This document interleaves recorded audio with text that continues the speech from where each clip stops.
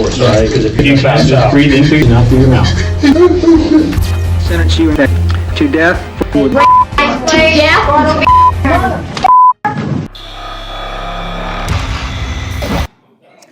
Now, we had to bleep some of that because he was cursing at the judge. He was in court in Orlando, Florida. Lloyd was sentenced to death. Brady seemed emotionless as he was given the death penalty. I stabbed him like 4 to 8 times. However, the same can't be said about Eileen Wuornos. May your wife and kids get I would ask that you would point right to the office. putting somebody who is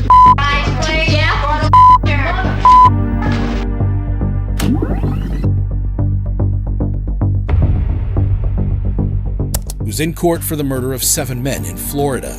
By the age of 14, Eileen had a criminal history, was addicted to various drugs, and to top it all off, she was pregnant.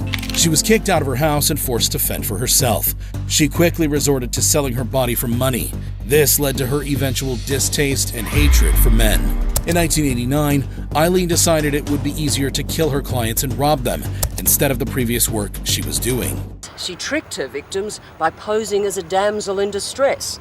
The men thought they were helping her out. Either way, the second fact on which everyone agrees is that Lee Wuornos shot them dead. In 1 year, Eileen had taken the lives of 7 men. She kept them all a secret until one day she told her romantic partner, Tyria Moore, who eventually betrayed her to the police. We were sitting on the floor watching TV, and she just come out and said, "I have something to tell you." And I asked her what, and she said that she had shot and killed a man that day. Wuornos was arrested in 1991 after the police tracked her to a sleazy biker's bar.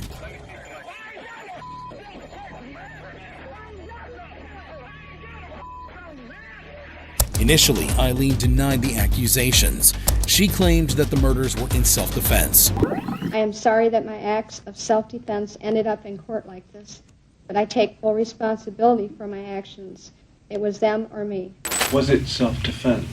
Yes, but It was open, and he has a gun and a lot of money. What seemed like a robbery would soon turn into a horror story. So we were thinking, quick job, in and out, boom, make some money. And then we came up with the plan of taking out Justin. So I start to freak out. I'm just like, shit, this isn't going as planned. I don't know what to do. It's too late to take it back. Right. So, not knowing what else to do, I pulled out my knife because it was right here in my pocket. I had my cargo shorts on, and I started stabbing him in the back. Justin was trying to fight back, but it was 2-on-1. He never stood a chance. Justin was trying to ask us why. He was pleading to stop and pretty much begging for his life. According to police reports, Justin ended up being stabbed a total of 21 times. During the trial, Mosley provided testimony against Myers in exchange for a plea deal. What did Austin say in response to these questions and statements that Justin Back is making as he's attempting to kill him? In the lines of, "It's all right, it's almost over." Mosley later explained that Justin was also strangled with a choke wire. The idea of strangling him, that way it would create no mess, pretty much be an easier job to handle. Mosley pleaded guilty and received a life sentence in prison. He was remorseful in court. With Mosley's guilty plea, it was Myers' turn to take the stand. He began by addressing Justin's parents. "I'm sorry that this happened. Now, I know that doesn't bring Justin back, but I'm sorry. I hate for any family to go through such pain and suffering as this." Then, Austin asked the jury to spare his life. "If you choose for me to die, it's only going to cause more pain and suffering for another family. Not me. It won't hurt me. I won't feel anything. It's going to hurt more innocent people.